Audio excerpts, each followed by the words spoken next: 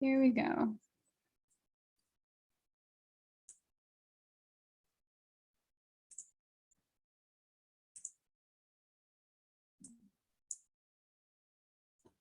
Oh, nice. I see folks are joining us. Hello, everyone. Welcome. I'm going to give it a few more minutes and we'll start at 11. I'll start my introductions.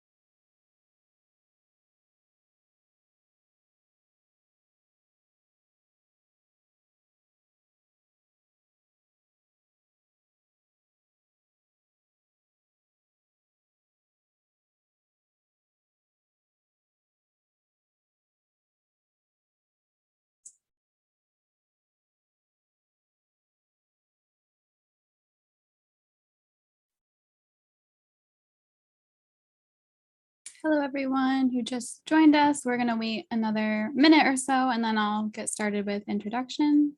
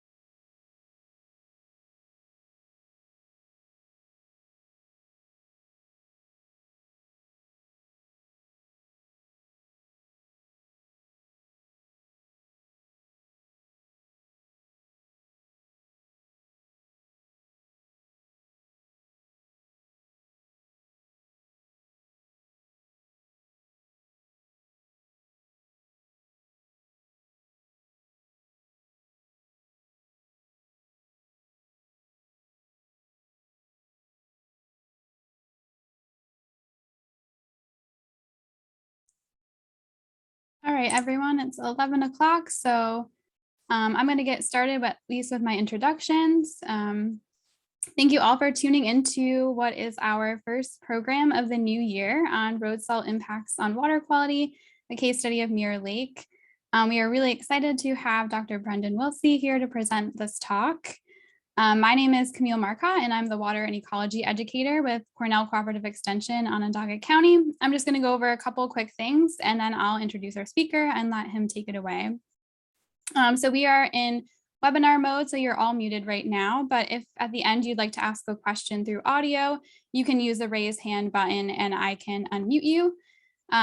We'll wait to the end for question and answers, but you can feel free to type any questions into the Q&A section or the chat if you'd like to use that as well. If you use the Q&A function, you can also ask questions anonymously if you'd like to do that, and I'll be monitoring those for when we get to the end.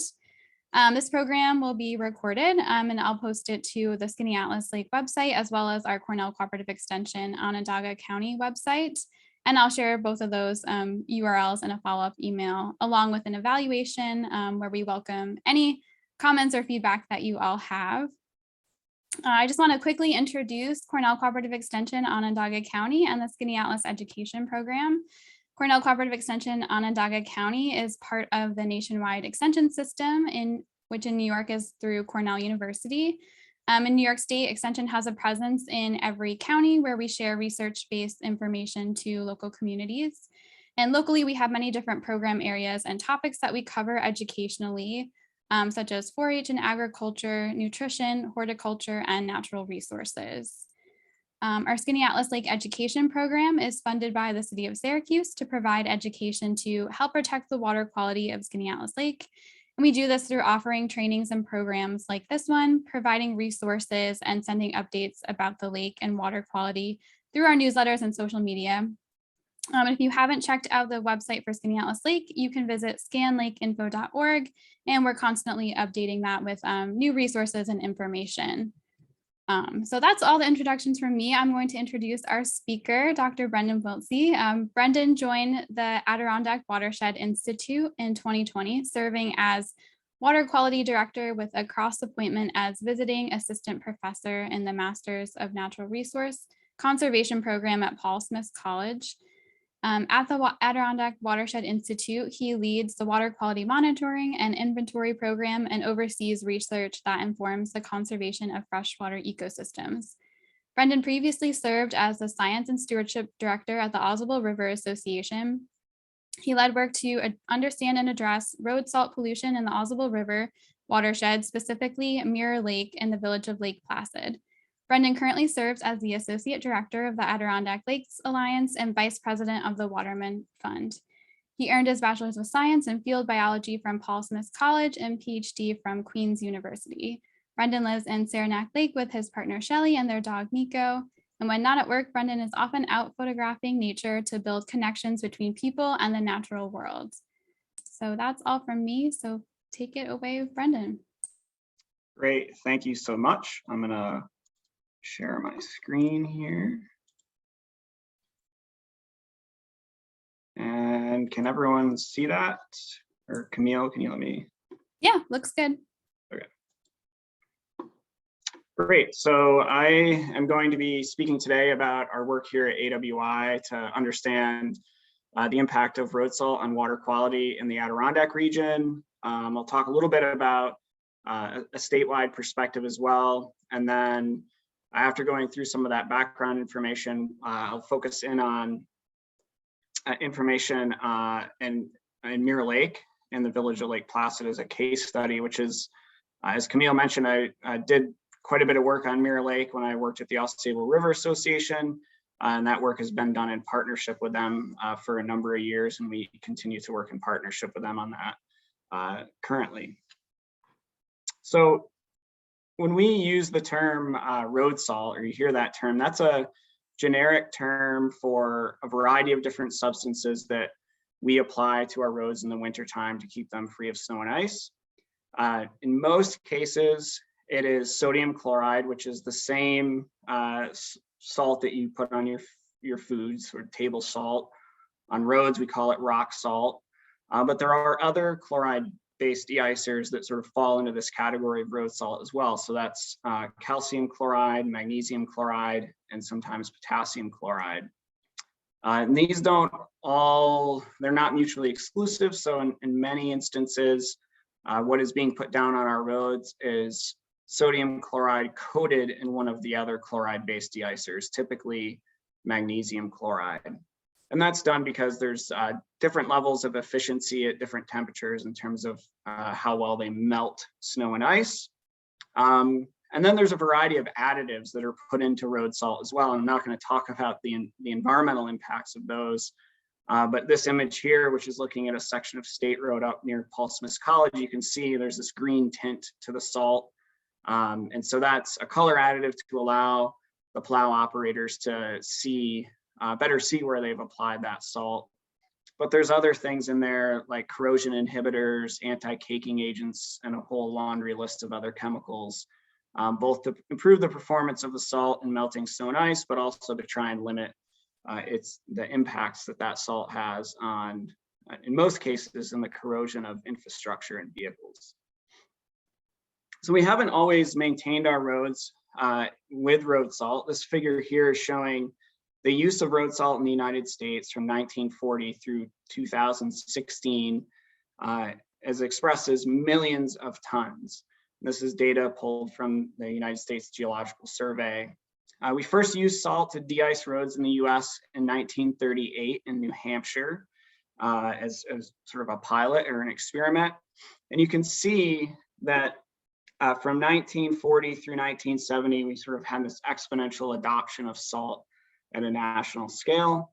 Then we went for a period of about 20 years, we were increasing but sort of stable in our salt use. And then in the early 90s, we saw a big jump, and we see much greater variability year to year currently as well. And today we're hovering somewhere around 20 million tons of salt applied to our roads in the United States each year.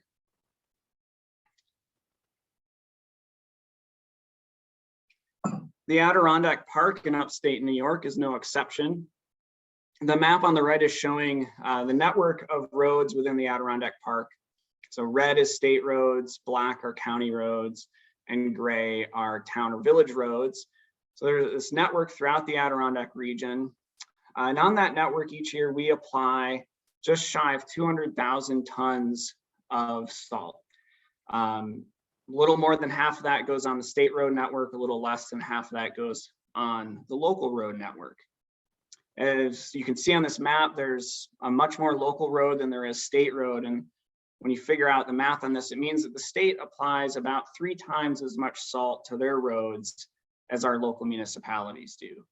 And this is per lane mile or per mile of road.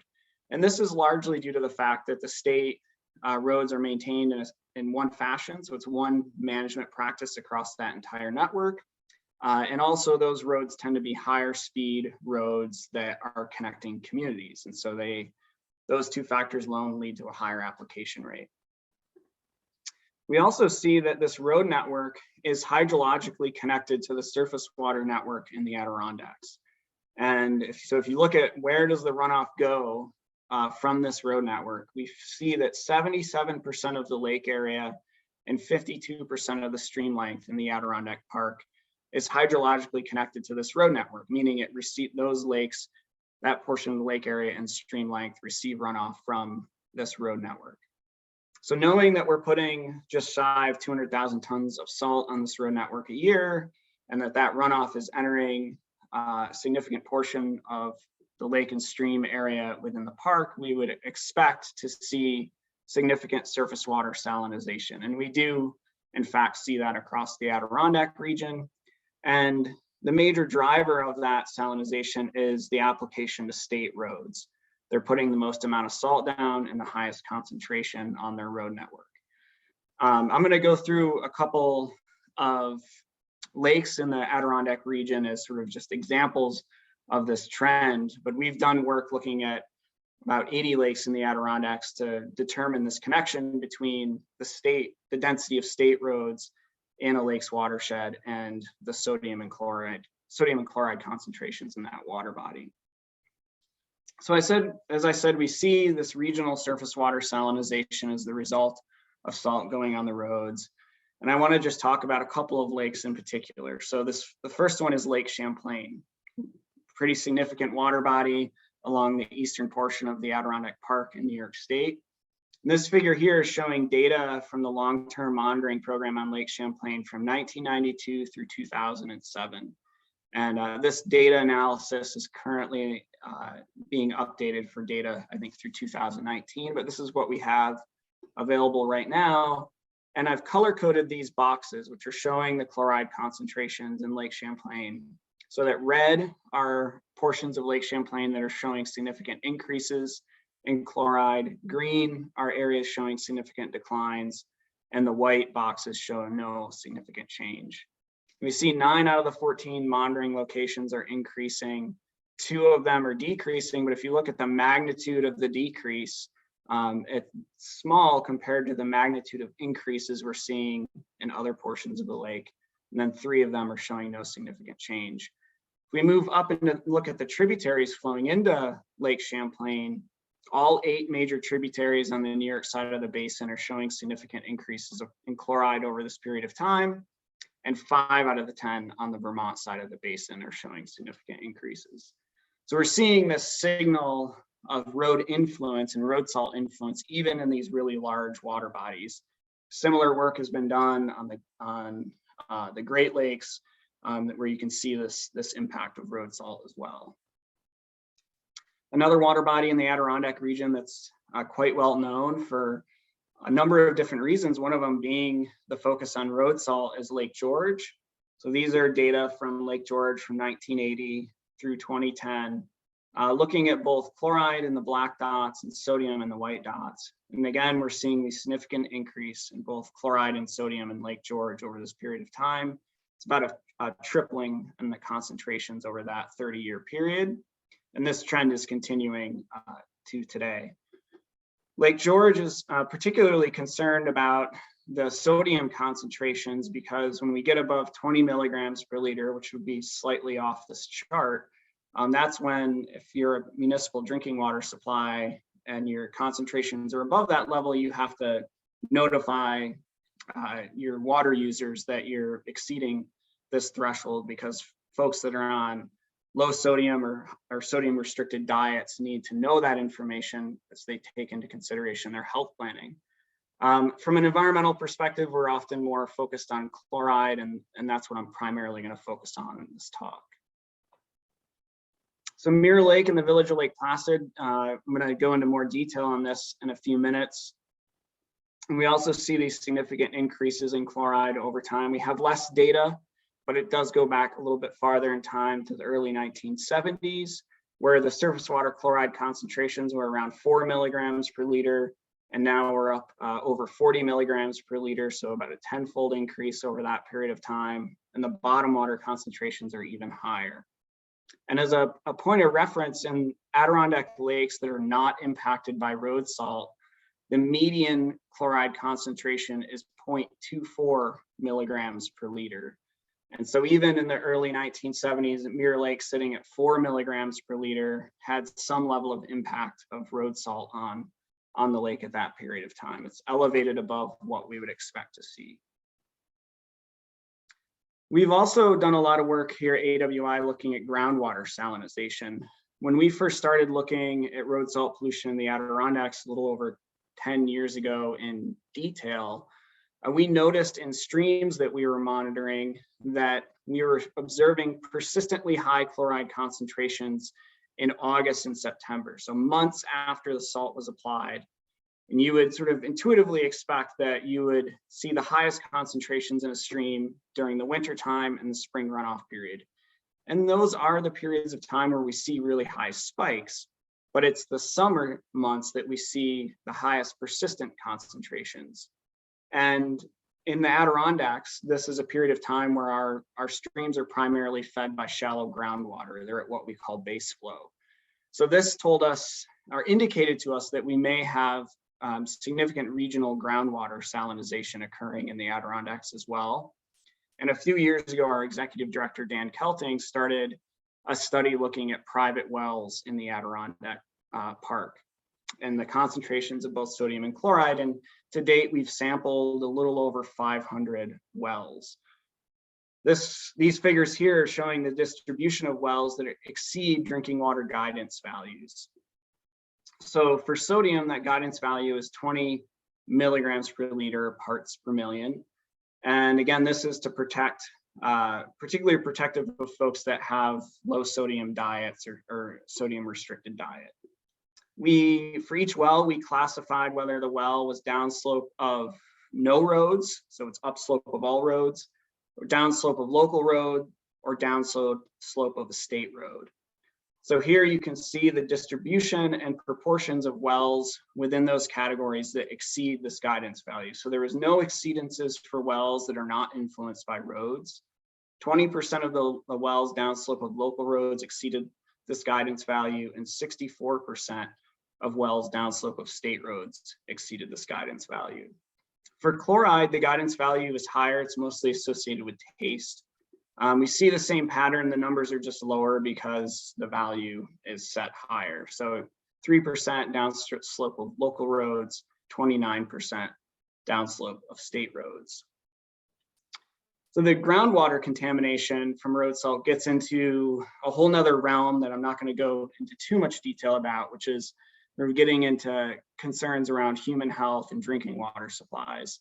A story that I don't think is connected quite often enough is the connection between road salt and the Flint, Michigan water crisis. So I'm sure folks are familiar with the water crisis in Flint, Michigan, with the lead contamination of their water supply.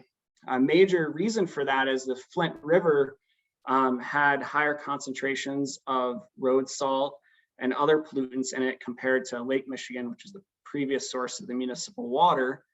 And when you go to a more corrosive water supply, you get increased leaching of lead and other heavy metals out of that water system.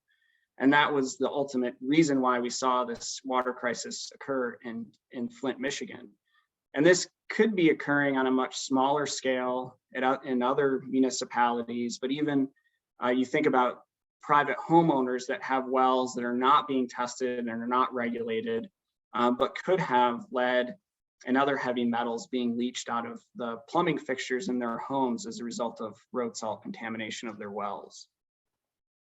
A study up in Orleans, New York, which is in the St. Lawrence Valley by Piper et al. Out of Virginia Tech, found a very similar pattern of groundwater contamination as what we've found in the whole Adirondack region. And they did some modeling looking at the proportion of private well users that might be affected by road salt application by county across New York State. And their analysis, well, a bit crude, estimates that as many as 460,000 private well users, or 24% of the well population, may be affected by road salt runoff. So this is obviously a significant concern, both from a human health perspective and an environmental perspective. So I'm going to pivot a little bit now to focusing on Mirror Lake as sort of a case study of the environmental effects of road salt on surface waters, particularly small urban lakes. As I said before, this work has been done in close partnership with the Ausable River Association over the last 6 years that we've been working on this project together. A bit of an orientation for folks. So we're looking at Mirror Lake, which is in the village of Lake Placid. If you've been to the village of Lake Placid, it's actually right behind me on my Zoom screen. The water body that you're looking at when you're in downtown Lake Placid is Mirror Lake. Lake Placid is a much larger water body that's located just to the north and not particularly visible from the village itself. So this is in the headwaters of the West Branch Ausable River, which flows out into Lake Champlain. So we're in the Lake Champlain Basin, up in the headwaters of the Lake Champlain Basin. The lake itself is relatively small. So if you're, I apologize for the metric units for those that think in imperial units, but the surface area is 50 hectares. The watershed is about 7 times that size, 300 hectares, a maximum depth of 18 meters or about 60 feet. And if you look at the bathymetry here on this map, or the contour of the lake bottom, you can see that there's one primary basin and it's a relatively simple basin shape. And that's going to play an important role for later on when I talk about the impact of road salt on the water body. Another thing to note, if you haven't been to Lake Placid or you're not super familiar with it, there's dense development along this western shore. This is where all Main Street Lake Placid, where all the shops and stores and everything are. But almost the entire lake shore is developed. There's a little bit of undeveloped land on the eastern side of the lake. So with all that development comes impermeable or impervious surfaces. So sidewalks, parking lots, roads, driveways. This is a shot looking down Main Street Lake Placid. Mirror Lake is just off over here off the left side of the image. And with all of those impermeable and impervious surfaces, many of them are maintained free of snow and ice in the winter with road salt. You can actually see a big pile of salt that sort of got dropped behind a truck at this intersection in downtown Lake Placid.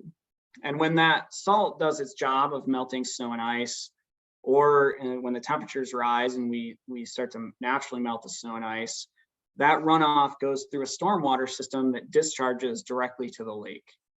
So we've monitored the water coming out of the stormwater system on and off over the years. We're in the middle of a more intense period of monitoring right now. And we've measured concentrations of chloride coming out of the stormwater system as high as 10,000 milligrams per liter. This is almost seawater. And again, if you think back to a few minutes ago, I mentioned that the median concentration in an Adirondack lake or stream is 0.24 milligrams per liter. So this is about 40,000 times higher than what we would expect to be flowing into Mirror Lake. It's also many times higher than both the acute and chronic toxicity thresholds for the protection of aquatic life set by the EPA, although New York does not adopt those particular standards.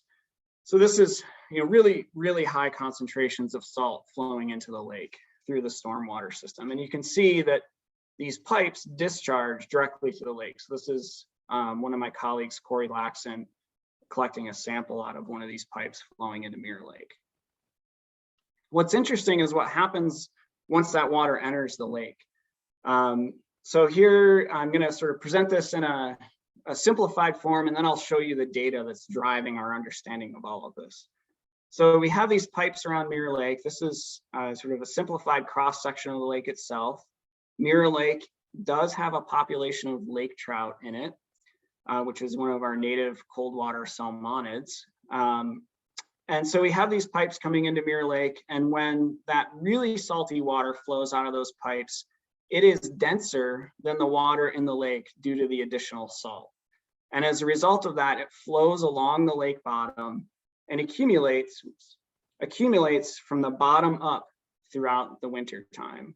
So by the end of the winter, we have still high chloride concentrations for an Adirondack lake at the surface, but the bottom is about 2 to 3 times higher than the surface is.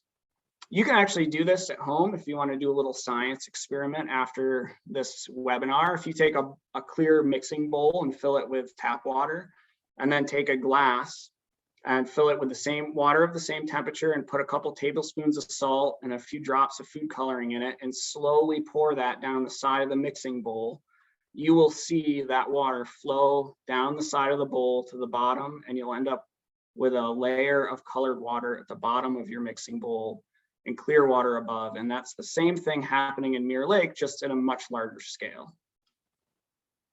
What's interesting is when this happens in Mirror Lake, the water is of 2 different densities, which means it takes more energy to mix it. And so our lakes, lake like Mirror Lake should go through a period of spring mixing, which redistributes oxygen and nutrients throughout the water column. But instead, Mirror Lake, only the upper half of the water column mixes because the bottom portion is too dense to be mixed during this mixing period. And so we retain these higher chloride concentrations at the lake bottom, and it doesn't get reoxygenated down there. So we also have low dissolved oxygen. So if you're these lake trout, you're not hanging out down here, mostly because of the low dissolved oxygen, but they might be stressed to some extent from the high chloride concentrations as well. So then we move into summertime and we warm the surface of the lake.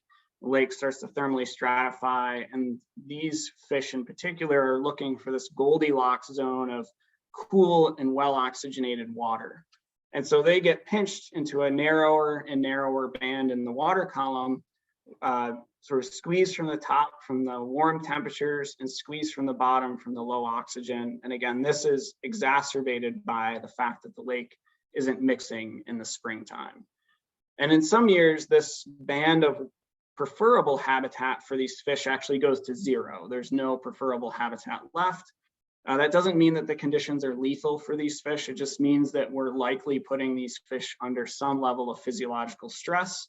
And that's work that so there's more work to be done to study the lake trout population in Mirror Lake. But that's from the data that we have about the water column itself. So that was sort of a simplified diagram of what's going on and a representation of what took many years and many thousands of observations of the water column to understand. And so this is a figure showing the data that's driving our understanding of what's happening in Mirror Lake. And the way you read this is the top of this figure is the surface of the lake, the bottom of the figure is the bottom of the lake. And as you move from left to right, you're going through time from May 2015 through early summer 2020. And the color that you see corresponds to the concentration of chloride, so ranging from a low of 30 milligrams per liter to a high of 130. And the first thing you notice when you look at this is that it's not all the same color. So there's variation as we go from left to right through time, and there's also variation as we go from top to bottom through the water column. And if you look in the winter time, you see just before the beginning of each year, when we start getting snowfall events in Lake Placid, we see the chloride concentrations at the bottom of the lake starting to go up. And you can see sort of them increasing in space throughout the wintertime as well. And we see that in 2017, 18, 19, to a lesser extent in 2016 and 2020. And then when we move into the spring period, which is right about here, we see the concentrations go down, but they persist to be higher than what's at the surface. So if the lake was completely mixing, we would expect to see the same color from top to bottom. And that is what we see in the fall. So this is the fall turnover right here. You can see it's the same color, sort of green or teal from top to bottom. We don't see that in the spring in most years. So this is one way that we understand the lake isn't completely mixing in the spring. But it did mix in the spring of 2016, and it did mix in the spring of 2020. And I'll talk a little bit about what we think is going on in those years in a few slides. The black line over top of this is just looking at the total mass of chloride retained in the lake in metric tons. So ranging from about 150 to 185 metric tons. It should be at or below 1 metric ton if it was not impacted by roads. And you can see the pattern here is that during the winter time, we see the amount of salt in the lake increasing, and then in the summer, we see it decreasing in most years. There are some summers like 2016 where it did not change or it increased a little bit, but in most summers, we're seeing the lake export salt, and in the winter, we're seeing it retain salt.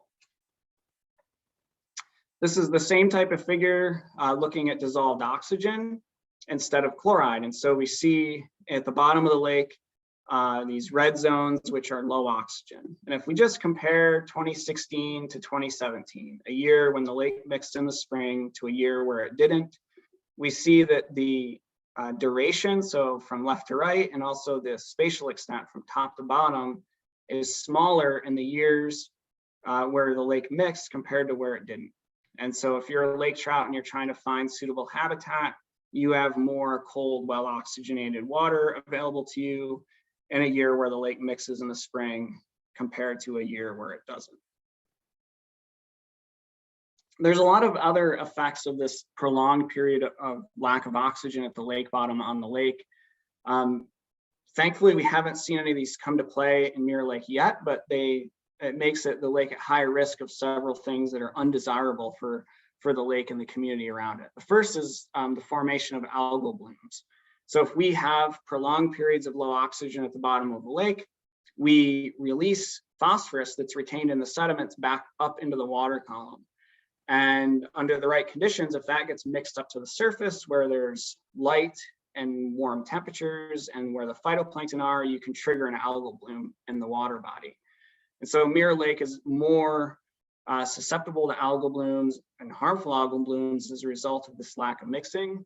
And you can imagine that if, the lake in downtown Lake Placid, which is a real tourism destination for the region, looked pea soup green, that would be less than desirable for the community and sort of paint a bad image of, the environmental stewardship of Lake Placid and Mirror Lake.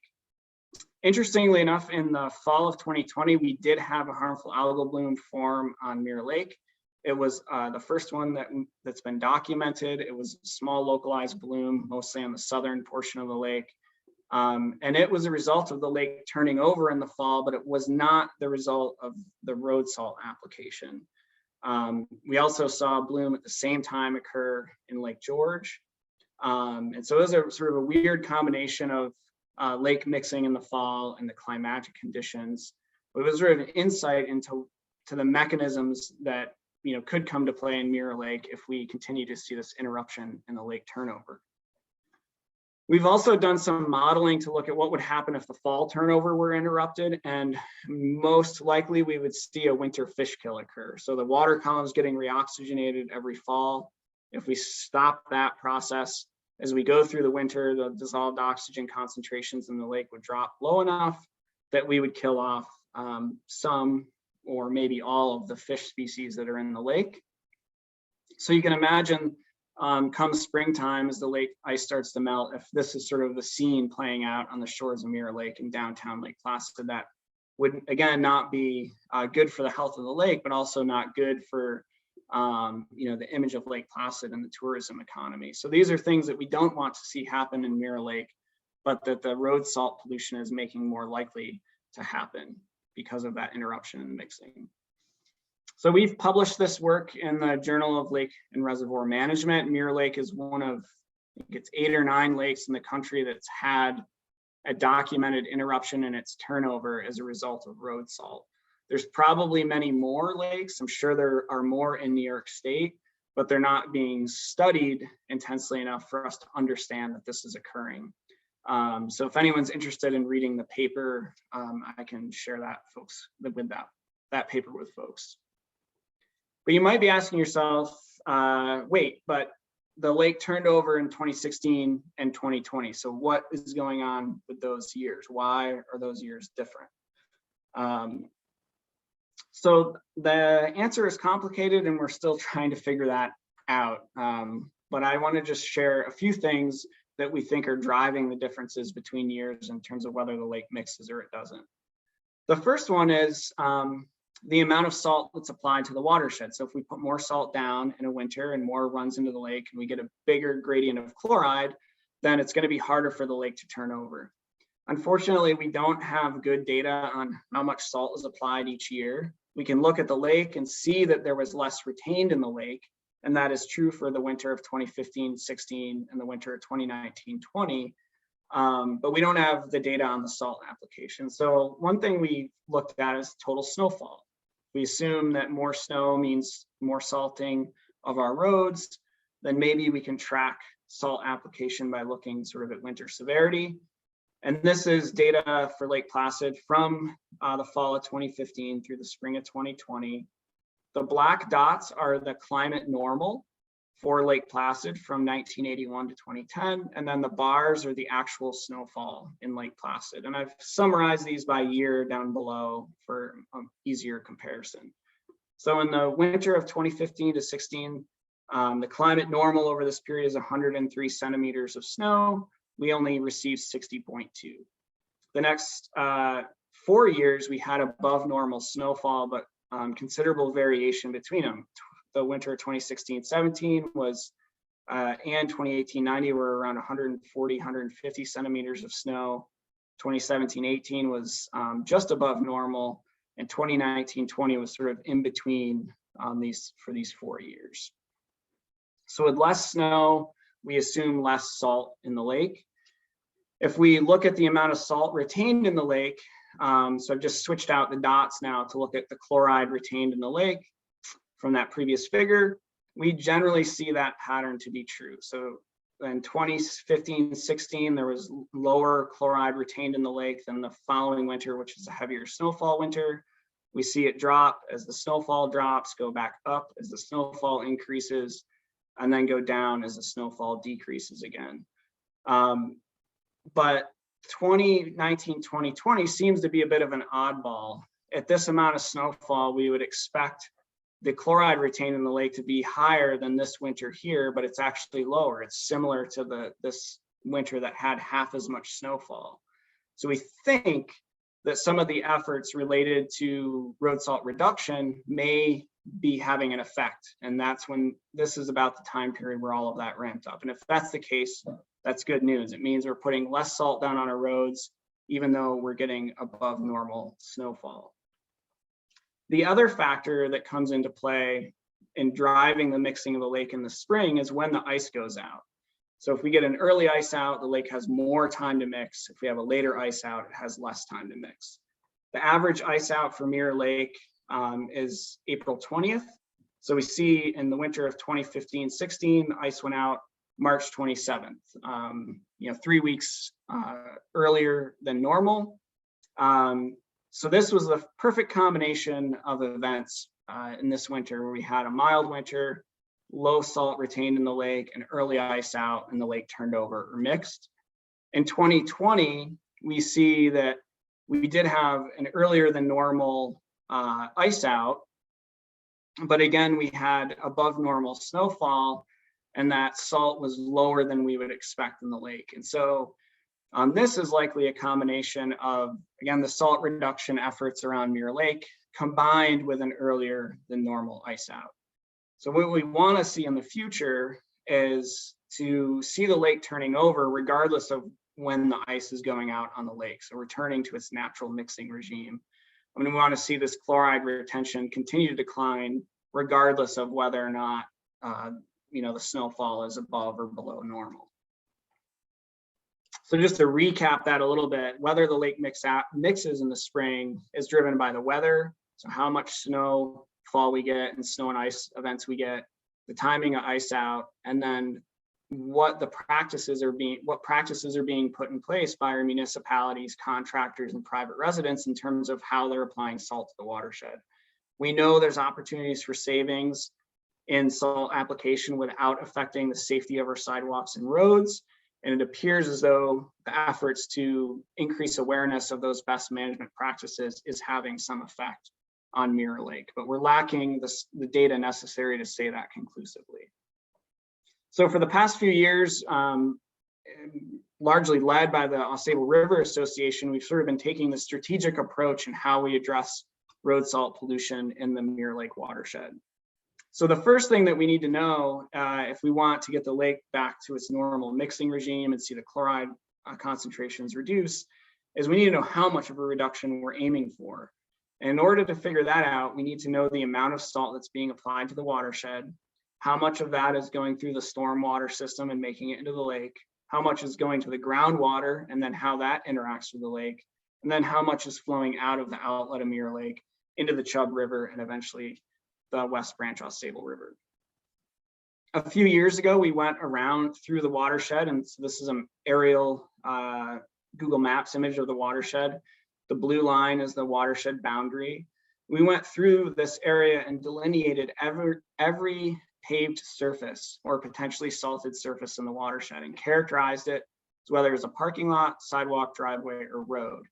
And this bar chart here shows the total surface area of these different types of surfaces.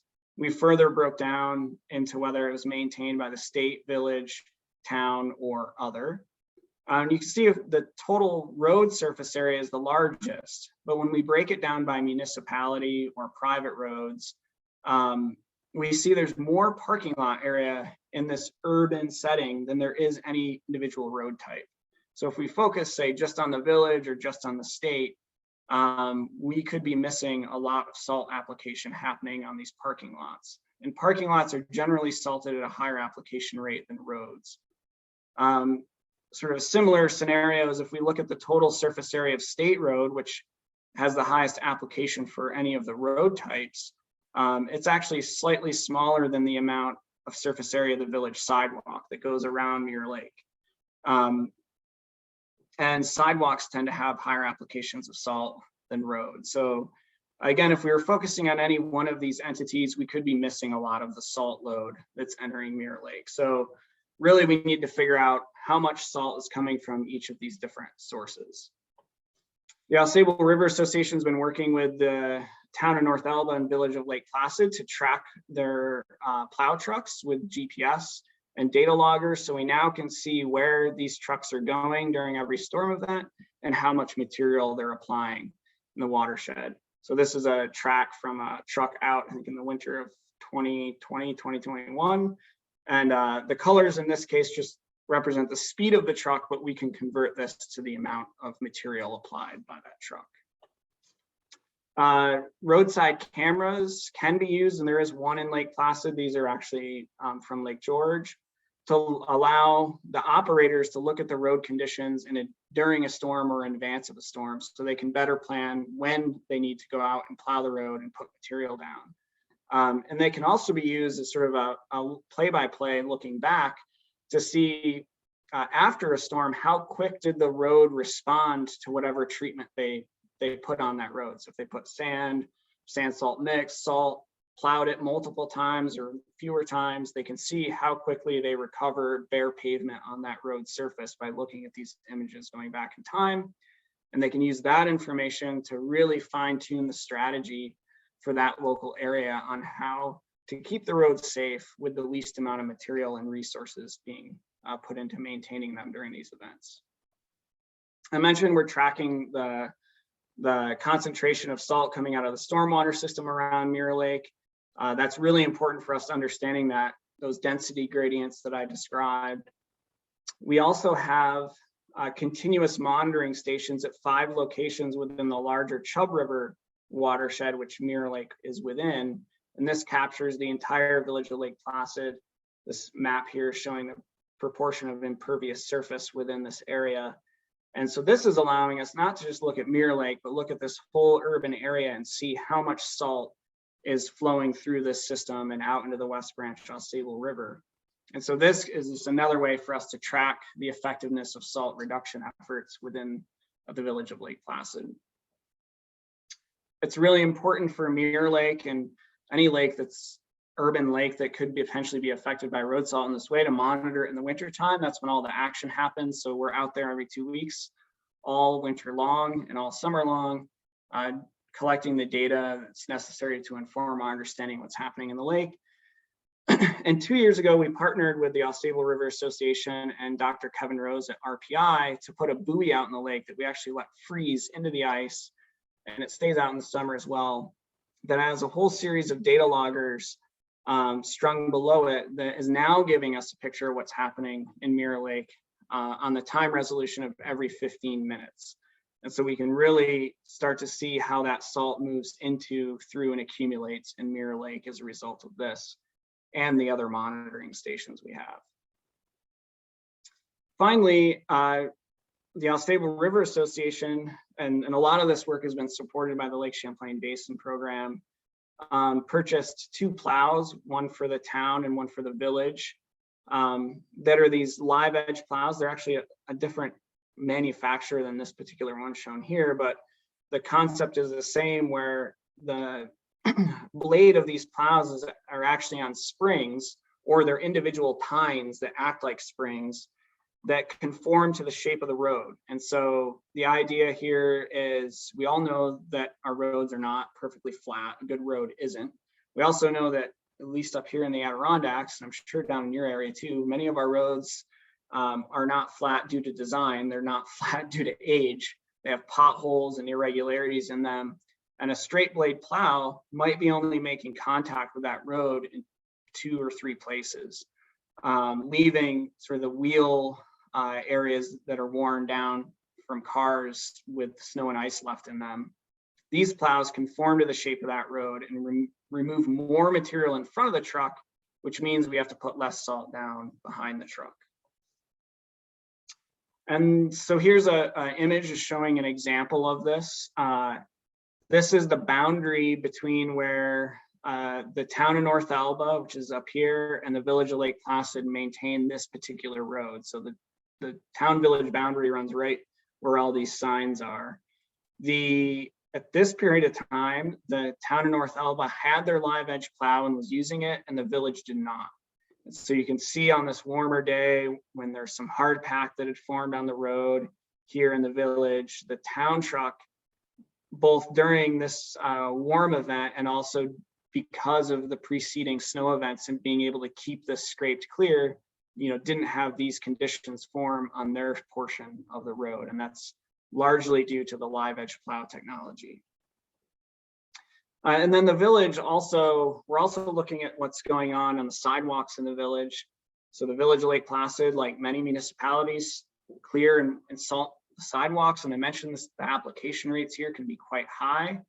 And so the village is using sweepers to clear the sidewalk, which is one of the better ways of clearing sidewalks, because like the live edge plow, it conforms to the irregularities of the sidewalk and gets more of that snow off the sidewalk. And they also salt behind these as well, but they've moved to sweeping more frequently and salting less frequently. So they're putting more hours into being out there driving around with the sweeper, and they're putting less material down behind the sweeper. In many cases, not even putting anything down behind the sweeper until sort of the tail end of the storm to clean up what was left over after that storm event. And that also avoids sweeping off the salt that they put down maybe just a few hours earlier, and that hasn't really had much effect on the sidewalk yet. So this work has been done with the support and partnership of many different organizations. I've mentioned the Au River Association several times. We have good collaboration with the local Volunteer Watershed Association for Mirror Lake, as well as the local and state municipalities, and a number of different private foundations and community groups that have been supportive of the salt reduction efforts. And that is the end of my presentation. I think we have quite a few minutes for Q&A. So I guess, Camille, I'll start looking into the chat, and I would encourage anyone, to put questions or comments into the chat or the Q&A, and I will do my best to answer them.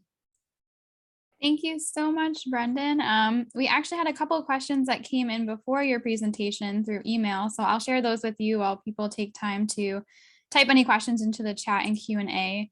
The first question that came to me was, they're asking, is brine used in the watershed? So I'm guessing, I'm not sure if they mean Mirror Lake or Skinny Atlas, and Skinny Atlas, I'm guessing it is. I know it's becoming more common of a practice. They're asking, is brine a different chemical composition from road salt, and do any of the components of the salt brine evaporate and not run off into the lake? Yeah, so brine is not used in the Mirror Lake watershed currently. It's used in the Adirondack region. Most of the brine use is occurring on state roads at certain times of the year, and then also down in the Lake George area, some of the municipalities have adopted it. In most cases, brine is mixed with the same solid material that would have gone down on the road. So sodium chloride is the primary thing that brine is made of. You can make it with other different types of salts. There are all kinds of crazy stuff that can be done with brine, like adding, cheese byproducts, beet juice, those various things. Those can have an effect on the freezing temperature. Some of them are meant to just keep the brine or even the rock salt on the road and eliminate bounce, scatter, and runoff. There are environmental impacts to those as well, especially the organic stuff. When it does make it into a water body or the soils, it gets broken down very quickly, which seems like a good thing. But the bacteria that are doing that process can actually use up all the oxygen in the stream, not leaving any left for the fish that are in that stream. And so even though it gets processed fast in the environment, you can still have impacts. So that's sort of the summary of brine use. And it is one of the best management practices we're trying to see more of, because you can pre-treat roads with it. It's a more targeted treatment, and the application rates necessary when it's done well are far lower than what you need to put down if you're putting solid material down. And part of that gets into the chemistry. So salt really doesn't start doing its job until it dissolves into a liquid. And so when you put it down on snow and ice, first you have to absorb moisture out of that snow and ice to form a brine from that solid material before it actually starts being effective at melting things. And if you put it down as a liquid, you're just speeding up that process. And therefore you can reduce the material you're using. Great, thank you. The other question that came in, and I don't know if you'll be able to answer this, it's more of a landscaping question, but do you know of any resources about native plants or plants that survive better in salt environments? This person said they recently purchased a property which includes a brook which is piped under a state road. So they're wondering if you know of any resources about plants that can help kind of filter or sequester the salt. There are very few and almost none that I'm aware of that are going to be effective at removing it from the environment. In terms of what plants are more salt tolerant, so that you can actually have plants if you're salt affected, I would refer probably to my local Cornell Cooperative Extension folks or soil and water folks in terms of what plants to look at for that. Yeah, I would agree and say that our master gardeners are great at answering questions, and they know way more about where to find resources on native plants that can survive in all types of environments. I see a question in the chat about the cost difference between the two plow types that you mentioned. Yeah, so they're higher, quite a bit higher. I don't have the numbers off the top of my head. I know that live edge are around $15,000 in that 10 to 15 range. I'm not a plow operator. I don't recall what a normal standard plow is, but it's quite a bit less than that.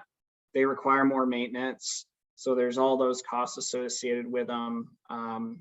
In Lake George, at least, the highway departments there have found that over the life of the plow, they're getting a return on the savings in material that they're spending. So their salt budget is going down, plow budget is going up.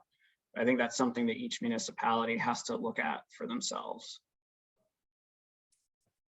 Another question that I see, they're saying, I noticed the sidewalk in downtown LP, I'm guessing it's Lake Placid, has been under construction lately. Do you know if the final sidewalk will have any impact on holding salt or ice?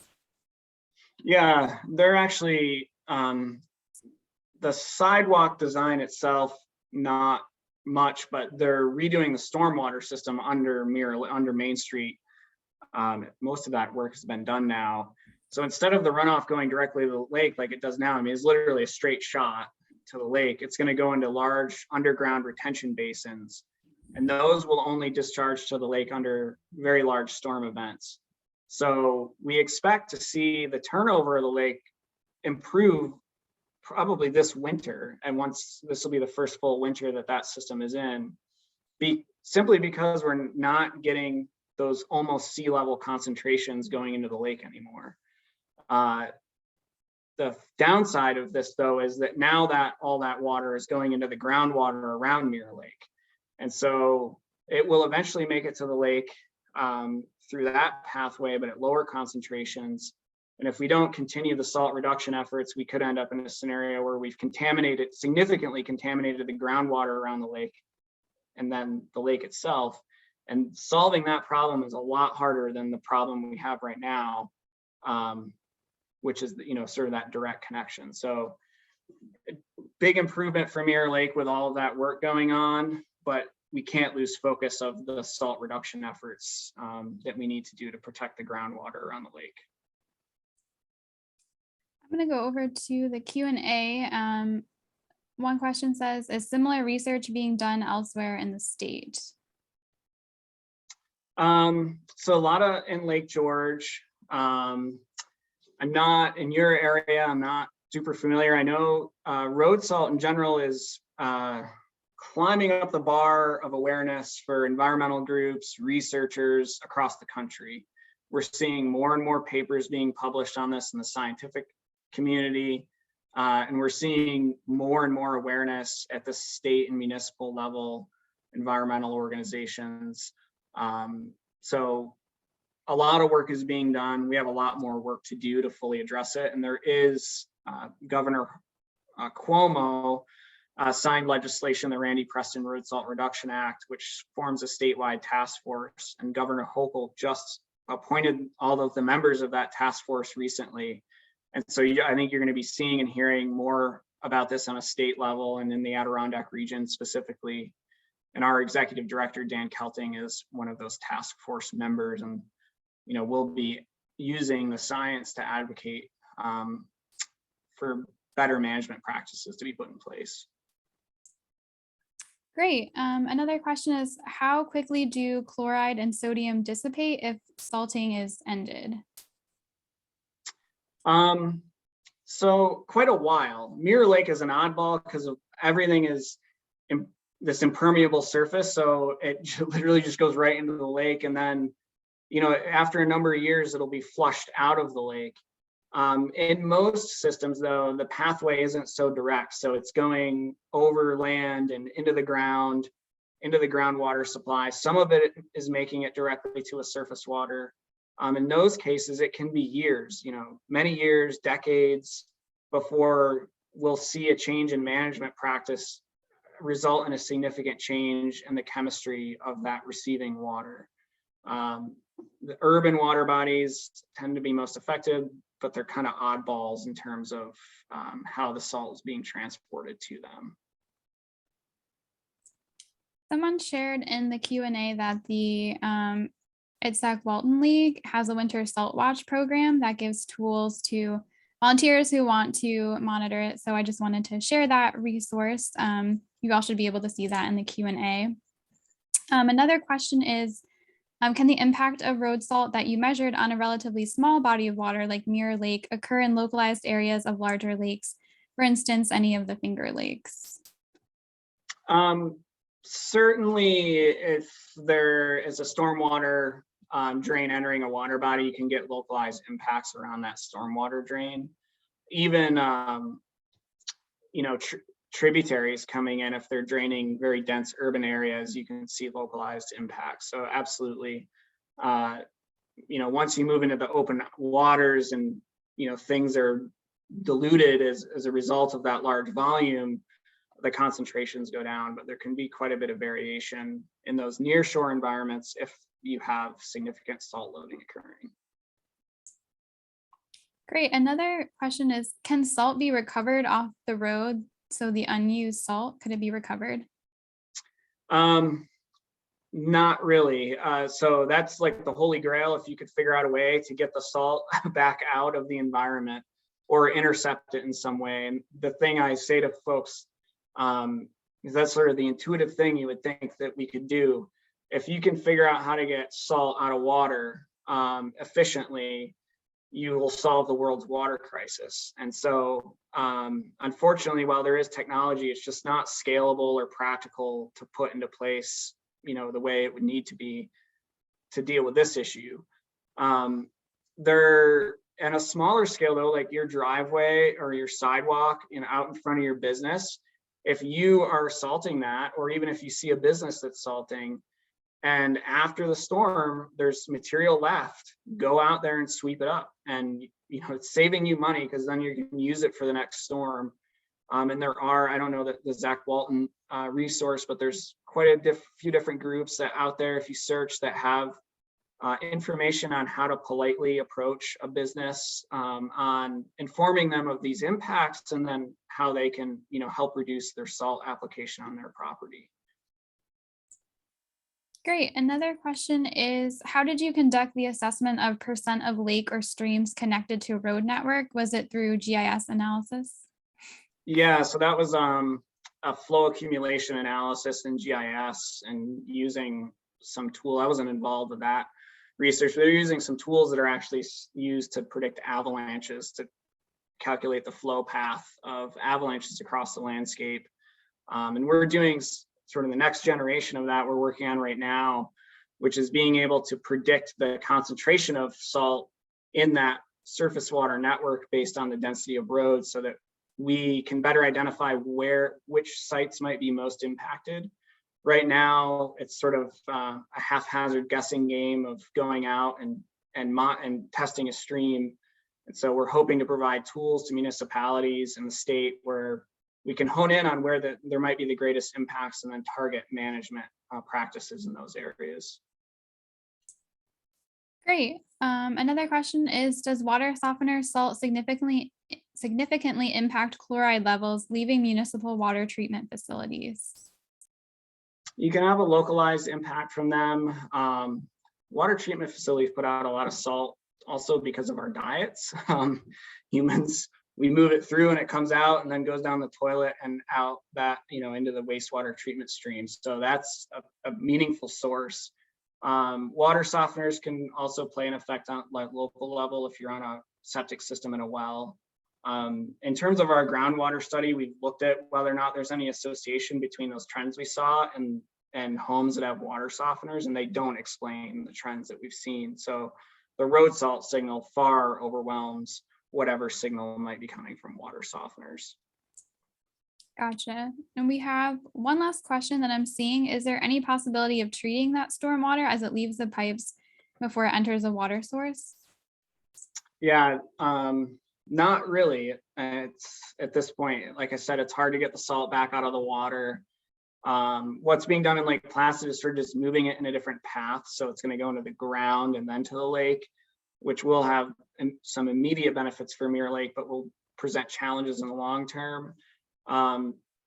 there are other stormwater best management practices that can help protect the water bodies. So retention ponds and those sorts of things can help eliminate these really high spikes that can be detrimental.